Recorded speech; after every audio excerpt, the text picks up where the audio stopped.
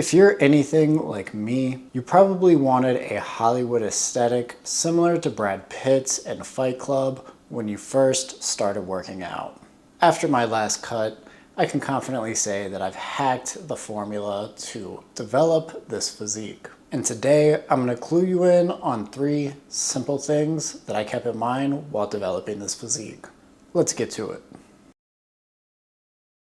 The first thing to keep in mind whenever developing a physique in general is to dial in your diet and nutrition. For most people, this is going to include being in a calorie deficit, typically somewhere between 250 calories to 500 calories per day. At about a 500 calorie deficit per day, you end up losing roughly 1 pound of fat in a week. However, this could vary depending on what diet changes you make. If you're eating more whole foods, you may end up seeing more water weight come off early on in this process. It's important to have a diet comprised primarily of whole foods because when it comes to calories, you can consume a lot more broccoli per 100 calories versus something like chocolate at 100 calories. With that said, I do advise some caution. Make sure that even if you are eating a diet primarily comprised of whole foods, be sure to mix in some things that you enjoy. My recommendation for anybody that is new to dieting or anything like that would be to follow the 80-20 rule. 80% of your foods should come from strictly whole foods. That's foods that aren't processed and typically aren't packaged in any kind of way. The other 20% can come from some processed foods. Typically minimally processed is the best route. And of course, when we're talking processed foods, we're also talking about things like protein bars. Just make sure that you have some flexibility when it comes to your diet in that regard, because while being in a 500 calorie deficit isn't terrible, it can have some mental effects. Speaking of protein bars and protein shakes for that matter, we want to make sure that we're consuming enough protein. The general rule of thumb when it comes to protein is 0.7 to 1 gram of protein per pound of body weight. So if you weigh 170 pounds, you want to consume 170 grams of protein. And if your protein does fall a little bit under that 170 grams per day, don't sweat it. You're not going to lose gains. Just make sure that you're consistently tracking roughly 0.7 to 1 gram per pound of body weight. Also, while protein does help with protein synthesis, which leads to building muscle, I should advise you that there isn't a ton of research out there to suggest that consuming more than 1 gram of protein will help with gaining muscle. With that said, protein is very satiating and will make you feel fuller for longer periods of time. Also, it's important to note that not all protein is created equal. So when it comes to choosing your proteins, make sure that you're choosing proteins that have a full amino acid profile. Typically, the best source for this is going to be found in different types of meat, steak, eggs, chicken, and things like that. And while we're talking protein bars, and shakes, it is also important to note that I do take different supplements that may help, but they're not necessary. As long as you're hitting your micronutrient goals as well as your macro goals, you'll probably be in pretty good shape from the supplement standpoint. However, there are a couple that I do recommend for just the average person. These would be creatine, whey protein, as well as fish oil pills for those of you who struggle to eat fish on a consistent basis, getting in those omega-3s. And as somebody that does sit inside a lot for work purposes, I do supplement vitamin D. However, this isn't 100% necessary if you're somebody that's consistently outside and consuming a lot of vitamin D through your diet. However, most people do fall short of their vitamin D goals, so it is a good idea to consider taking vitamin D as well. And with these supplements and this nutrition advice in mind, that'll be enough to fuel things like your workouts. Speaking of which, when it does come to workouts, you should do workouts that you enjoy. Now, I know this is a little bit cliche, but it is the truth. The general rule of thumb is to stick to workouts that you're able to maintain consistently on a week-to-week basis. While things like Arnold splits as well as push-pull leg splits work for a lot of different people, being in the gym 6 days a week can begin to take over your overall social life. Not necessarily the work-life balance, but the actual concept of going to the gym for about an hour every single day can be unreasonable depending on what your schedule looks like, especially if you're somebody that's actually working a 9 to 5. As somebody in that situation, I would definitely recommend considering something like an upper lower body split as well as a full body split. This will cause you to be in the gym just a little bit less. It requires about 3 to 4 days versus, the 6 days a week that something like an Arnold split or push-pull leg split might entail. With that said, I do want to note that a lot of people do feel comfortable going to the gym 6 days a week because they enjoy the routine and consistency.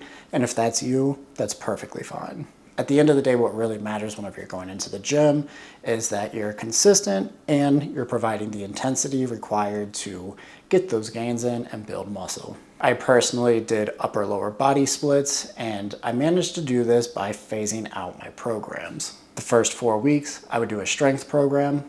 Then between weeks 5 and 8, I would do a hypertrophy program.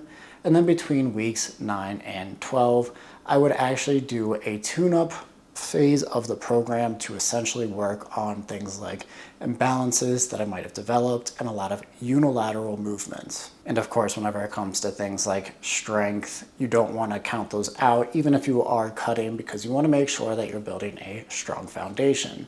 Then whenever it came to hypertrophy, I was just trying to build or at the very least maintain my muscle mass.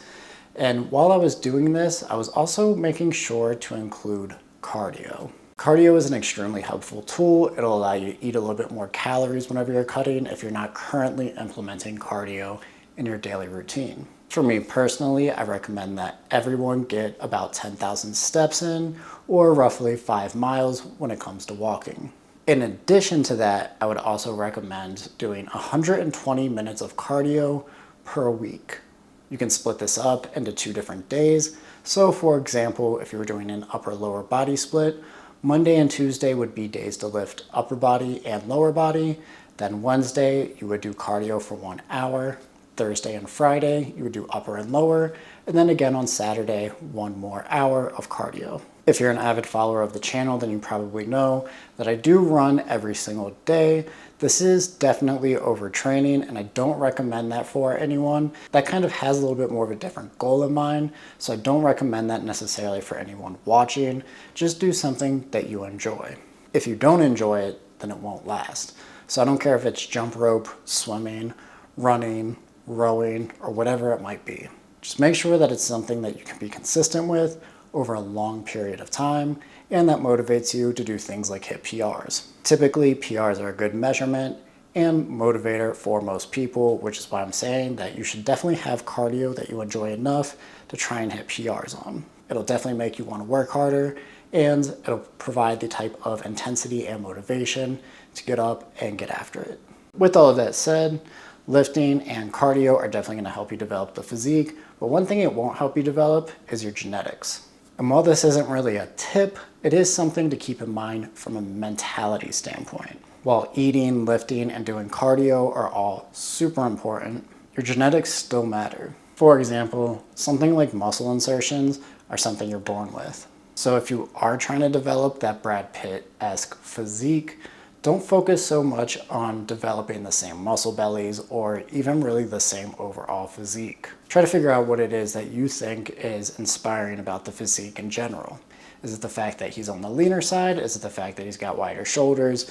It kind of depends on the person. But for me personally, I feel like just trying to develop a leaner, more athletic look is more or less the type of goal you should be aiming for if you're trying to accomplish developing a physique similar to this. And so from a mental standpoint, if you're going into this brand new, don't get discouraged. Just try to take small steps forward and try to be the best version of yourself. A lot of gym bros definitely started out wanting to look like Brad Pitt, but then went on in their journeys to want to look like Chris Bumstead. In reality, no one's gonna ever really be able to accomplish that physique. Those are 1 in a million physiques that most people won't be able to accomplish, and they're definitely not gonna be able to naturally. And on that same note, some people are going to build muscle quicker than others, so keep that in mind as well. If you're a bigger person, you might be able to retain more muscle, and it'll be harder to have that leaner, wiry look versus, the bigger Goliath look. And honestly, as a leaner person myself, I'm definitely a little jealous of the bigger guys that have bigger muscle insertions.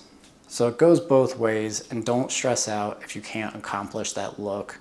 Maybe it's a blessing. And when it comes to self-image, keep in mind as well that after you get done eating a meal, you're gonna be bloated and you're still gonna look worse than maybe you would if you just woke up and you're a little bit more dehydrated, or of course, if you just got done with a pump in the gym. At different stages in the day, you're gonna end up looking a little bit different, and that's okay. Your physique overall is definitely gonna fluctuate. Don't sweat it. At the end of the day, if you're making strides towards losing weight or body fat in that case, and building muscle, you'll probably be in good shape and enjoy your physique at different times in the day. But the reality is sometimes you're gonna be bloated and sometimes you're gonna have external factors that impact the way that your physique might look. At the end of the day, if you do accomplish that Brad Pitt-esque physique, you're probably not going to like yourself any more or less. So it's more important to just be happy with the results that you're able to accomplish through hard work and consistency. Anyways, that's going to be it for today's video. Hopefully you enjoyed today's content, and if you did, be sure to comment, like, and subscribe. It would help out the algorithm a ton.